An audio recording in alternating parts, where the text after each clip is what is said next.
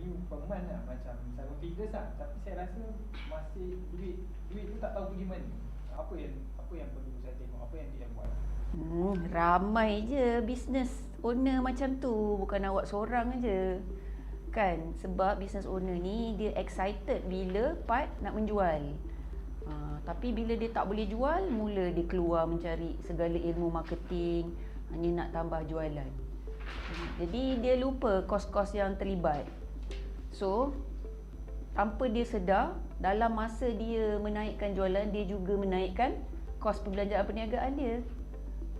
Tapi dia tak monitor, dia tak analisa dan dia tak menggunakan data-data tu untuk melihat apa sebenarnya yang berlaku. Kalau dia dapat tahu lagi awal, mungkin dia boleh pantau dan boleh kontrol perniagaan itu, yang menyebabkan bukan tunai yang penting sekarang ni, aliran tunai, cash flow.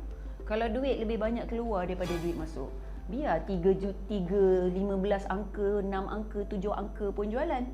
Tapi kalau duit keluar lagi banyak, memang apa je lah yang tinggal ni.